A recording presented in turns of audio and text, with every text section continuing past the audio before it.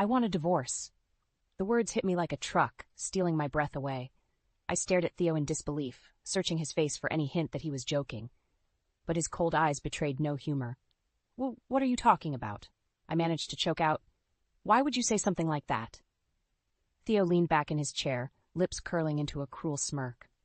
"There's no easy way to put this, Marla. I've met someone else, someone younger, more." His gaze raked over me with disdain. Vibrant. My hands shook as I gripped the edge of the table. After 25 years of marriage, of supporting him through thick and thin, this was how he repaid me? "Who is she?" I demanded, my voice trembling with rage and hurt. "How long has this been going on? Does it really matter?" Theo shrugged, utterly unbothered by my anguish. "What matters is that I'm done with this sham of a marriage. I'm leaving you, Marla." "Leaving me?" The words cut deep, fueling a simmering anger within me. "Just like that? After everything I've sacrificed for you, for this family?" Theo scoffed. "Don't act so wounded. We both know you've gotten just as much out of this arrangement as I have. The lavish lifestyle, the social status, it's all thanks to me and my success." I recoiled as if he'd slapped me. How dare he belittle the countless evenings I put aside my own needs to facilitate his career? The dinner parties, the social obligations, all while quietly suffering from our inability to have children of our own. "You selfish prick," I spat. "I gave you everything, and this is how you treat me?" "Keep your voice down," Theo hissed, glancing around the empty dining room, always so concerned with appearances, even in his betrayal. "Don't you dare tell me what to do." My voice rose, raw with decades of pent-up resentment. "I'm not some obedient little wife you can discard when I no longer amuse you. I won't let you do this to me, Theo. Do you hear me? I won't let you destroy everything we've built without a fight." A cruel laugh escaped his lips. "And what exactly do you think you can do, Marla? I'm the one who made us, and I can just as easily break us apart if I want to." His arrogance, his callousness, it ignited a fire within me, a fierce determination to make him pay for his betrayal. "We'll see about that," I hissed, pushing back from the table. "You want a divorce? Fine, but don't think you'll get away with this scot-free. I'm going to fight for every last cent, and I'm going to make sure the whole city knows exactly what kind of man you really are." Theo shook his head with an infuriating air of smugness. "Whatever helps you sleep at night, dear. Just remember you've got nothing on me." I turned on my heel and stormed out, my body shaking with rage and humiliation. That arrogant bastard thought he could throw me away like a used rag? He was badly mistaken. This was far from over. If Theo wanted a war, then I would give him one, and I didn't intend to lose. I sipped my coffee, staring out at the expansive view of the city skyline from the floor-to-ceiling windows of our penthouse apartment. Just a few years ago, this opulent lifestyle seemed like a distant dream. Now, it was my reality, a hard-won reward for the sacrifices I'd made to support Theo's relentless ambition. It all started over 25 years ago, when we were just two starry-eyed kids fresh out of college. Theo had big plans to make it in the real estate game, and I believed in him wholeheartedly. We scraped by on next to nothing, living in a cramped studio apartment, while Theo hustled from deal to deal. "This is just the beginning, babe," he'd tell me with that cocksure grin. "One day, we'll have it all, the house, the cars, the whole 9 yards. I never doubted him for a second. When the rejections and setbacks came, I was there to bolster his determination, to be the rock he needed to keep chasing his dreams. Of course, I had dreams of my own once, visions of starting a family, raising children in a loving home. But fate had other plans. After years of fertility treatments and heartbreak, we had to accept that kids just weren't in the cards for us. "It's okay, honey," Theo soothed, wrapping me in his strong embrace after the last negative test. "We've got each other, and that's enough for me." His words brought me comfort, even as they stoked the lingering ember of maternal longing deep within me. I poured that yearning into supporting Theo instead, becoming his biggest cheerleader as his fortunes began to shift. It wasn't an easy road. Theo was relentless in his pursuit of success, often working 7 days a week, neglecting everything but the next big deal. I lost count of the evenings I ate dinner alone, or the weekends I spent holed up in our apartment while he schmoozed clients and negotiated contracts.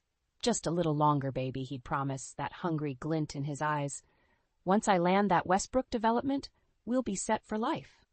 So I waited, and I supported him, no matter what, because at the end of the day, his success was our success, or so I thought.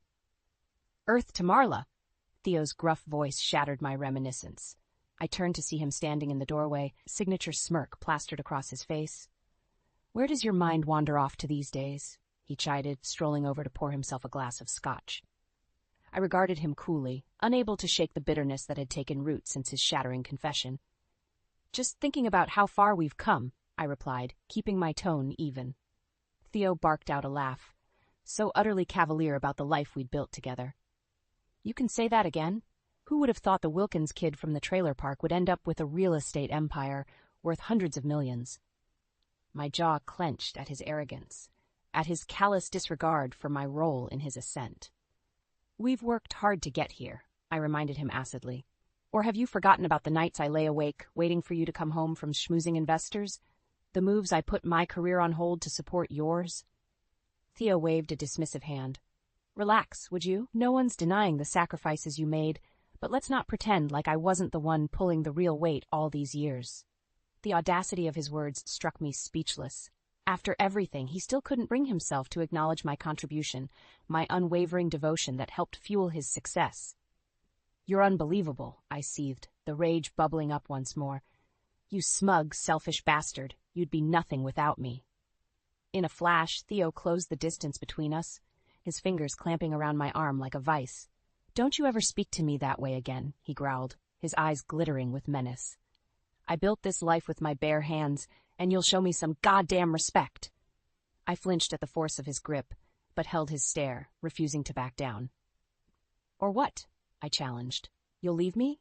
Like you already have?" His lip curled with contempt, and he shoved me away with a harsh laugh. "Maybe I made the right call after all. You've gotten awfully uppity in your old age." With that parting shot, he stormed out, leaving me seething amid the luxurious trappings that were supposed to be our dream life. In that moment, the rose-tinted lenses shattered. I saw Theo for what he truly was, a selfish, egotistical bully who only valued me when I was helping to advance his aspirations. Well, if that was the way he wanted to play it, so be it. It was time for me to start looking out for myself and to make him pay dearly for his betrayal. The next morning I awoke with a renewed sense of purpose. No more would I wallow in self-pity or dwell on the life I thought I had. It was time to take action and fight for what was rightfully mine. I waited until Theo left for work before making my move. With trembling fingers, I punched the number for a private investigator I had found online, someone discreet, with a reputation for digging up even the dirtiest of secrets. "How can I assist you today, ma'am?" The gruff male voice on the other end answered. I took a deep, stealing breath. "I need to hire you. My husband has been unfaithful, and I want you to find out every last sordid detail." There was a pregnant pause, as if he was assessing whether I was truly prepared to open this Pandora's box. "Very well," he replied at last. "I'll need some basic information to get started." I spent the next hour recounting everything I knew, Theo's long hours, his recent distance, that fateful confession that had shattered my world. With each detail, I could practically hear the gears turning in the investigator's mind. "Leave it to me, Mrs. Wilkins. If there's anything to find, I'll find it." Those words buoyed me for the rest of the day as I waited impatiently for Theo to return home. When he finally did, swaggering through the door with his usual arrogant air, I could barely contain my contempt. "Working late again tonight, dear?" I asked with saccharine sweetness. Theo shot me a puzzled look, no doubt finding my chipper mood at odds with our earlier altercation. "Maybe for a couple of hours. Why, you need something?" "Not at all," I demurred, batting my lashes. "I just thought we could have a nice dinner together, the two of us, before you head back out." He eyed me skeptically. "Since when are you so interested in my schedule?" I shrugged, feigning nonchalance. Can't a wife want to spend quality time with her hard-working husband? That seemed to placate him, and Theo grunted in assent. "I suppose I could make some time before heading to the office, if it means that much to you." "Wonderful," I beamed, already plotting how I would play this evening to my advantage. "I'll make us something special." As Theo settled onto the sofa to unwind, I busied myself in the kitchen, my mind racing with possibilities. I needed him to let his guard down, to give me even the slightest morsel of information that could aid my investigation. By the time I served dinner, Theo was much more amiable, or as amiable as his sour disposition permitted. He dug into his plate with gusto, praising my culinary efforts between bites. "You've really outdone yourself, babe. Reminds me of our early days when this was all we could afford." He punctuated the remark with one of his condescending chuckles. I forced a simpering smile. "Well, you know how much I cherish those memories. We've come such a long way since then." "That we have," he agreed readily, "and to think I nearly threw in the towel more times than I can count back then." There it was, the opening I needed. I schooled my features into an expression of innocent curiosity. "Really? You never told me that before." Theo waved a dismissive hand. It was a long time ago, just the normal pressures of trying to get my business off the ground. If it weren't for your support—" He trailed off, taking a healthy swig of wine. "I did what any wife would do," I replied modestly, silently urging him to continue. "Yeah, well, not everyone would have stuck around through all the lean years. The missed paychecks, the mounting debt." Theo shook his head ruefully. "Lord knows I wasn't always the perfect husband, working myself to the bone to make those early deals happen." "We all have our regrets," I said carefully. "The important thing is that we made it through together, right?" A dark look flickered across Theo's face, one that raised the hairs on the back of my neck. For a fleeting instant, I saw the depths of his selfishness, his utter disregard for anyone or anything that didn't serve his interests. "Yeah, together," he muttered, more to himself than me. "We'll see how long that lasts, I suppose." A tense silence stretched between us, thick with unspoken malice and the weight of his newest betrayal. Finally, Theo pushed back from the table with a grunt. "I should get going. Still got work to do if I want to hold on to this lifestyle." "Of course, dear," I replied automatically. "Don't work too hard now." Theo shot me one last inscrutable look before heading out, leaving me alone with the sick realization that I had married a man every bit as vile as the rumors had claimed. This was no longer about saving my marriage. It was about protecting myself from the monster I had wed. And I would fight tooth and nail to do so, no matter what. The next few weeks were a whirlwind of clandestine meetings and poring over the mounting evidence gathered by the private investigator. With each new revelation, the full extent of Theo's betrayal came into sharper focus, stoking the flames of my righteous fury. It turned out his dalliance with his latest conquest was merely the tip of the iceberg. The investigator uncovered a sordid trail of affairs spanning years, each mistress seemingly younger and more vapid than the last. "This guy's got more notches on his bedpost than I've ever seen," the PI grunted as he handed me the latest damning report, complete with photos and hotel receipts. "You sure you want to keep digging? This ain't gonna get any prettier, lady." I steeled my jaw and nodded firmly. I need to know everything, every last detail, every shred of proof that he's the lying, cheating snake I always feared he was. The man shrugged, seemingly unbothered by my morbid fascination. "Your dime. Just don't say I didn't warn you when it all hits the fan." True to his word, the discoveries became more gut-wrenching with each passing day. Bank statements revealed secret accounts socked away, no doubt for funding Theo's more unsavory proclivities. Call logs and emails painted a lurid picture of just how depraved and far-reaching his philandering had become over the years. Yet, as appalled as I was, some masochistic part of me couldn't look away. I drank in every last ugly detail, every new low my husband of 25 years managed to stoop to. This was the man I had sacrificed so much for, deluded into thinking his ambition and success were something to be admired. When the PI began looking into the background of Theo's current fling, a willowy blonde named Lila, barely older than our marriage, the picture grew even more sordid. Turned out she was a known grifter, a con artist with a history of preying on wealthy older men. "I got all the dirt you could want on this piece of work," the PI relayed with relish, tossing a thick manila envelope onto the table. "Multiple aliases, fraud charges from a dozen different states. You name it, she's done it." I flipped through the contents with a weary sort of resignation, absorbing each new lurid detail about the trollop that had so utterly ensnared my clueless husband. "Look at this one," the PI inserted, pointing to a grainy mugshot. "Got busted trying to shake down some bigwig in Miami. Convicted felon, just like that." "Of course she is," I muttered with a hollow laugh. It all made perfect, twisted sense in hindsight. Lila was just another vulture, lasering in on the corpse of my marriage to feast on what remained of Theo's riches and status. I rifled through the last of the damning documents, emails, phone records, all laying out Lila and Theo's sordid plot in stark black and white. My blood boiled at the record of their scheming. at the nauseating pet names and crass innuendos sprinkled throughout. "That should about cover everything," the PI noted, watching me absorb the final blows with clinical detachment. "I'd say you've got enough ammo to hang Romeo and his little Juliet out to dry 12 times over." Convulsively, my hands curled into white-knuckled fists around the file, the stark proof of my husband's depravity. "Good," I bit out, every raw nerve ending in my body thrumming with the need for vengeance. "Because I'm not going to just hang them, I'm going to burn their whole goddamn world to the ground." The PI regarded me with an almost pitying expression, as if he couldn't decide whether I was magnificently ruthless or just plain mad. "If that's how you want to play it, lady," he said at last with a shrug, "just tell me where to aim the first shot." I leveled him with a look of glittering determination, no trace of doubt lingering behind my eyes. "At Theo. Make him hurt first, squeeze him for everything he's worth until there's nothing left. Then, when he's lying broken on the ground..." A cruel smile twisted my lips. "That's when we destroy the bitch that helped bring him down." I had been a fool to idolize Theo all these years, to sacrifice and subjugate myself in pursuit of his success. But the days of being a meek, obedient wife were over. This was war, and I didn't intend to take any prisoners. With the voluminous file of evidence tucked under my arm, I strode into Theo's office with the confidence of a woman who had nothing left to lose. His secretary opened her mouth to protest, but I brushed past her with a look that dared her to try and stop me. The door to Theo's private sanctuary flew open with a bang, and I saw him jolt upright behind his imposing mahogany desk, his brows knit together in a scowl of displeasure at the intrusion.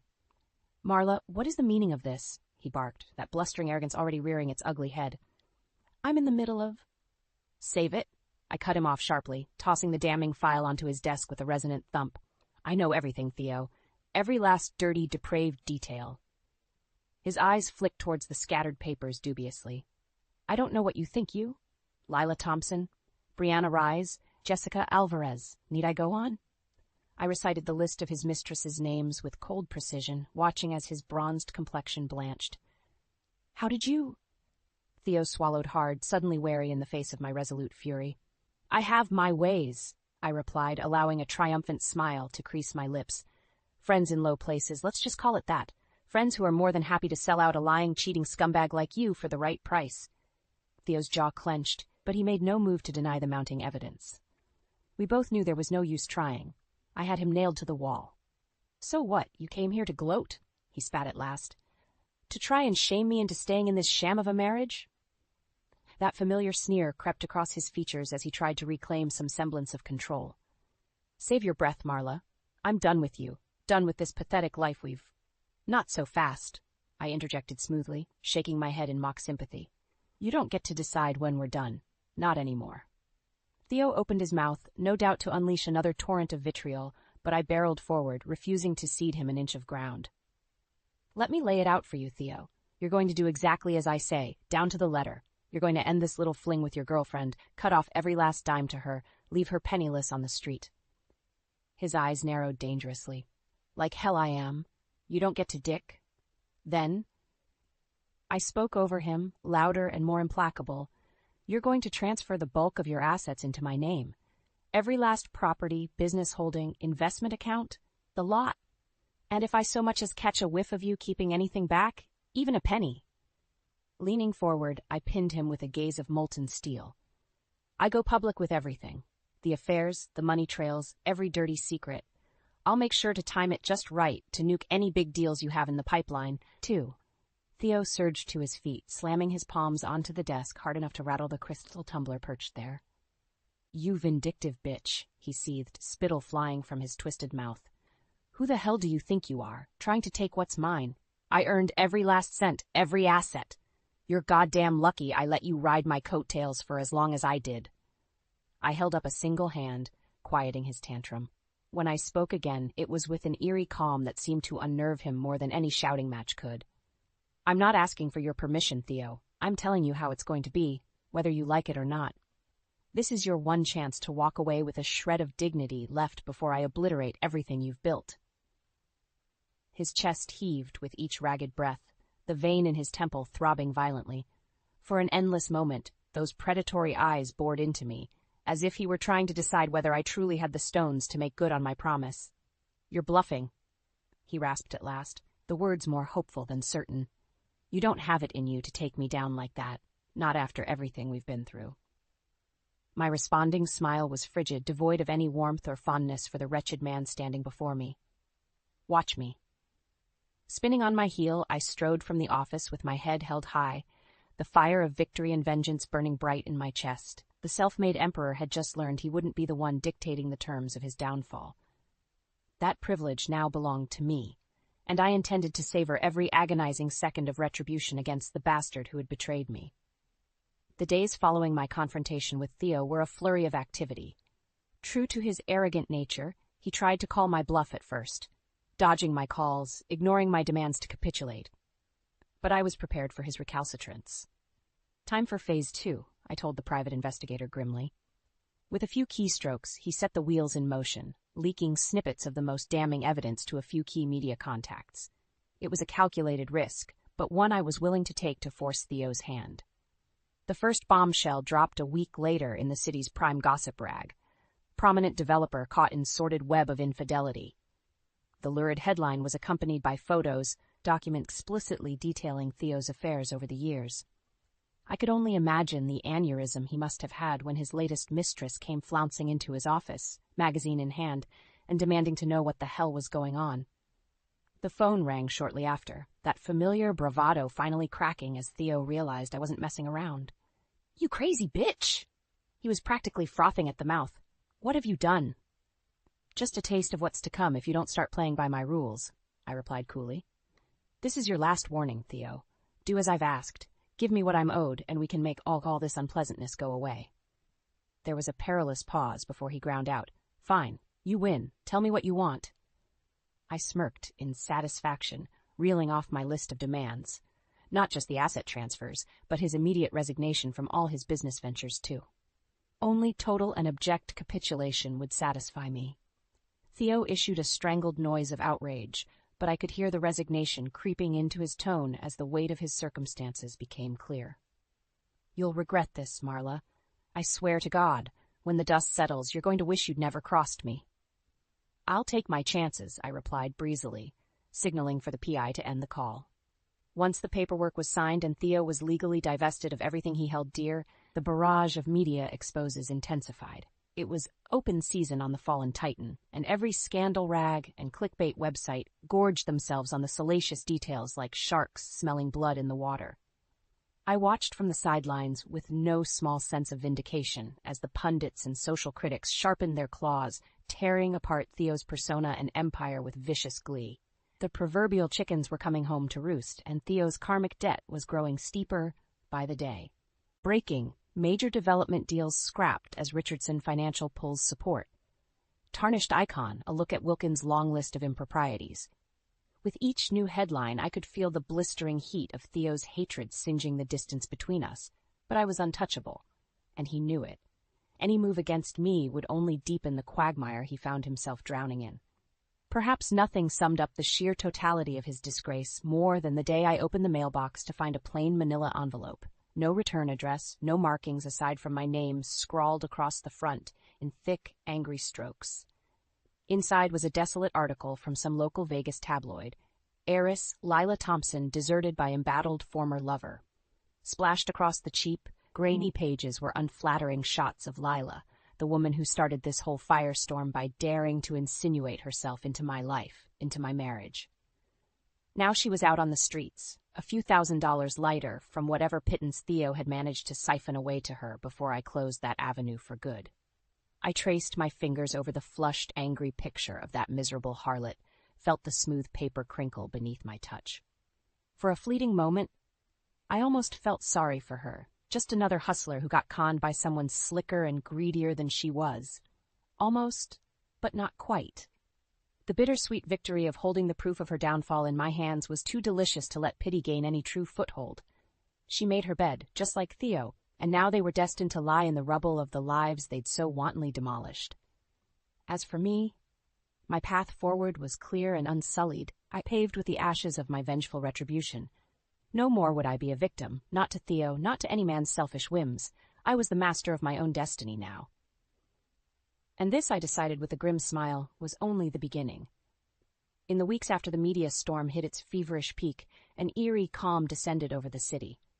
It was as if everyone was holding their breath, waiting to see if the once mighty Theo Wilkins would somehow defy the odds and claw his way back from oblivion. I knew better, of course. My own private investigator kept me apprised of Theo's every crippled move, each more pathetic and desperate than the last. Guy's been making the rounds with every low-life investor and loan shark in the city, the PI reported with a sardonic chuckle. Seems he's quickly burning through what little cash you didn't bleed out of him. Let him grovel, I replied dispassionately. He knew exactly what he was risking when he crossed me. Still, I couldn't help but feel a perverse sense of satisfaction at hearing the sordid details of Theo's downward spiral. After everything he'd put me through, every last indignity, it was only right that he suffered his penance with interest. It all came to a head one sultry summer evening as I nursed a glass of Malbec on the balcony of my new high-rise apartment. The penthouse might have been Theo's once, but it was mine now, along with the rest of the fortune he and deceived for over the years. My hands were trembling with a furious wringer by the time the PI arrived at my door, his expression grim beneath the brim of his battered fedora. "Well?" I demanded without preamble. "What's the latest?" The PI sighed, sinking into the plush leather armchair across from me. "I'm not going to sugarcoat it, Marla. Gosh, your former hubby is just about tapped out. Had to hawk his car and watch collection just to cover some of his outstanding debts, and I got word his bank accounts are running on fumes." I snorted derisively, sipping at my wine to mask the trill of dark satisfaction blooming in my chest. The arrogant prick was finally getting a taste of the poverty and despair he'd forced so many to endure over the years. What about his living situation? The PI shrugged. Had to move out of that swanky hotel suite, couldn't make the payments with his dwindling cash reserves. From what I gathered, he's been crashing on buddies' couches here and there. The utterly pathetic image of my aristocratic, status-obsessed husband reduced to a vagrant pushed a humorless laugh past my lips. My, how the mighty have fallen, I mused with acid sweetness. What of his precious Lila? Has she wised up and abandoned him to his fate as well? The PI grinned, showing teeth like a shark that smelled blood in the water. You could say that. I got an eyeful last night of your ex's latest living situation. He slid a plain envelope across the table, its contents crinkling faintly as I tore it open. Inside were a few grainy surveillance photos. The figures depicted unmistakable even through the poor resolution. There was Theo, looking as disheveled and wretched as I'd ever seen him. Hair mussed, clothes wrinkled, his formerly immaculate appearance in total disarray. And trailing at his heels like a starved dog was none other than Lila, that familiar vapid pout sculpted across her pretty features. I flipped through the damning stills with relish, drinking in each lurid detail. The squalid alleyway, the rusted doorway set into the crumbling brick facade, clearly the entrance to some flophouse or drug den where the downtrodden and degenerate of the city lurked. And there, in the middle of it all, was Theo Wilkins, the man who once had it all, now utterly depleted in every sense of the word, stripped of his empire, his wealth, even his freedom, thanks to the seemingly unending series of criminal and civil investigations still looming over him like a guillotine. My lips peeled back in a vicious grin as I regarded the physical manifestation of his disgrace, cold delight lancing through my veins. Fitting, wouldn't you say? I commented to the PI, thumbing through the photos once more. That the two parasites who sucked me dry should end up rotting together in that cesspool where they belong? The investigator gave a wry grunt of assent. Way I see it, this is just the first installment of karma's payback. He gestured to the images with a jerk of his grizzled chin. They'll bleed each other dry soon enough, turn on one another like the rats they are when there's nothing left to take.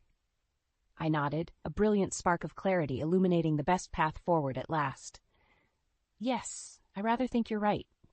My smile took on an almost pitying quality as I slid the photos back into their envelope. Tossing it aside like so much discarded trash, I settled back into my chair with a contented sigh. Leave them to fester and devour each other. I've already won. It's time to move on and let the monsters cannibalize what little remains. Sipping the lush crimson of my wine, I gazed out over the glittering city skyline as the sun began its inexorable descent. A new day loomed, rife with possibility and promise, the first true fresh start I'd had in decades. Theo and his kind could remain entombed in their self-made hells. As for me, I was through dwelling on the past. My future was finally my own, and I had every intention of seizing it with both hands. The grand opening of the Marla Wilkins Foundation was a smashing success, with over 300 of the city's elite turning out in their finest attire. Champagne flowed freely as I worked the crowd, exchanging air kisses and accepting congratulations on my latest philanthropic endeavor. "You're doing such wonderful work, darling," gushed one perfectly coiffed matron, her diamond-encrusted fingers clutching my arm. "So admirable, the way you've persevered after that dreadful business with your former husband."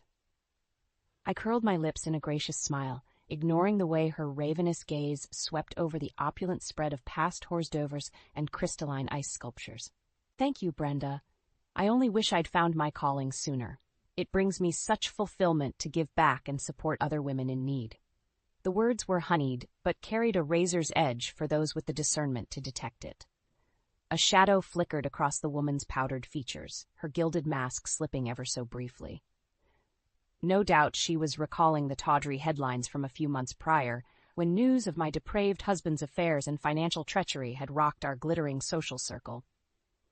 "Yes, well, you've certainly demonstrated the most admirable strength of character," Brenda demurred, with an airy wave of her diamond-crusted hand before slinking away in search of the next opportunity to be seen. I watched her go with a pitying sort of resignation. For all their wealth and privilege, people like Brenda were just as oblivious to life's harsh realities as Theo had been, sheltered from the cold consequences of their actions by a cozy butler of money and status.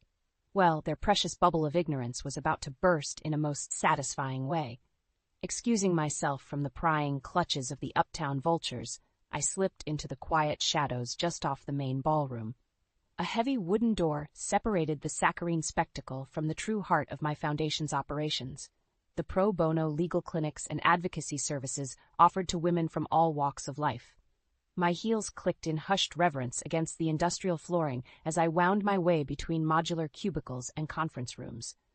Dozens of women sat hunched over paperwork, many still sporting the same haunted, hopeless look I'd worn in the immediate wake of Theo's betrayal. But there were also glimmers of empowerment, of lives reclaimed, in the steely eyes and determined jawlines of those further along in their journeys. I drank in the sight of them with immense pride, knowing my pain and suffering had borne something so profound and meaningful as this. One such pillar of resilience rose to greet me as I paused in the doorway, a grimly attractive woman in her late 30s, with the unmistakable bearing of a military veteran. "Ms. Wilkins, welcome," she offered with a firm handshake and an appraising look. "I'm Rachel, head of legal counsel here at the Foundation." I returned her grip with equal confidence, instantly assured that I'd chosen the right woman to lead my cause. "A pleasure to finally meet you, Rachel. I take it operations are running smoothly thus far?" "As much as can be expected for our first major event," the woman replied with a wry twist of her lips. "We've already had over 24 new intakes just tonight alone." My brow furrowed with concern. So many? I knew unhappily married women were a silent pandemic, but even I didn't foresee such an overwhelming need hitting us straight out of the gate. Rachel shrugged, the motion pulling at the crisp navy blazer stretched across her broad shoulders. "Shows you we're filling a major void in the community. And that's not even counting the inquiries coming in through our hotline and website." I regarded her steadily, sensing that she had more to say on the matter. "But..." The other woman hesitated before forging ahead with a look of grim determination. "To be frank, we're going to need to bolster our support staff sooner rather than later if we want to meet this demand. Both paid staffers and volunteers." "Say no more," I replied, extending a calming hand. "We'll issue a new round of postings first thing tomorrow for intake coordinators and caseworkers, and you have my full authority to directly recruit from the top law schools and advocacy organizations across the nation, whatever it takes to get these women the help they deserve." Relief flashed across Rachel's features as she offered a terse nod of appreciation. "On it, ma'am." Sensing she was keen to return to the controlled chaos awaiting her, I stepped aside with one final reassurance. "Just to be perfectly clear, money isn't an object here, Rachel. Not when it comes to funding our mission and expanding our reach." My smile took on a predatory edge as my mind drifted to the still immense fortune sitting in my accounts and the sweet knowledge of how those riches had been secured. I made damn sure of that. The other woman inclined her head in silent acknowledgement, the barest hint of a wolfish grin tugging at her lips as she grasped the full meaning of my words. With that unspoken sense of kinship flaring bright between us, Rachel turned on her heel and strode back into the fray, her focus solely on the battles awaiting her. As for me, I remained rooted in the hallway for a few lingering moments longer, taking in the almost sacred ambiance of the Foundation's inner sanctum. The hushed tones of women bearing their traumas, the occasional muffled sound of shared catharsis. It was nothing short of a rebirth, one I was blessed to witness with each passing day. How bitterly ironic that the spoils of my victorious reckoning against Theo were precisely what enabled this sanctuary to thrive. Every cent he'd bled from innocence over the years, every morsel of his ill-gotten fortune, it now fueled a force of such overwhelming good, a cosmic counterbalance to the depravity that created it. My lips curved in a vindicated smile as I turned to rejoin the gala's revelers. No doubt the gossips and social elites were eagerly awaiting my return, if only to pry for the latest salacious morsels about my sordid marital downfall and rise from its ashes. Well, let them gawk and trade their petty whispers like demented parlor birds. For once in my life, I found myself utterly at peace with the knowledge that theirs was a myopic, meaningless existence compared to the one I'd forged. They were the husks, the empty shells content to festively decay from the inside out while clinging to antiquated, toxic notions of status and power. But me? I had transcended such silly vices at long last. In gutting the beast from my former life, I'd cultivated something too brilliant and all-encompassing to be contained by their cynical, grasping minds. I was the god's own cosmic jester, dancing amidst the devastation I created, only to repurpose those smoldering ruins into something infinitely more resplendent. The ultimate alchemist, and the joke, for once, was entirely on the fools too blind to see the shining path laid out before them. Yes, my future had dawned bright and replete with possibility, all because I'd been brave enough to scorch the earth and let the ashes of my past serve as fertile soil for rebirth. And with my first rebirth now thriving before me, I couldn't wait to see what brilliant new metamorphosis awaited on the road ahead.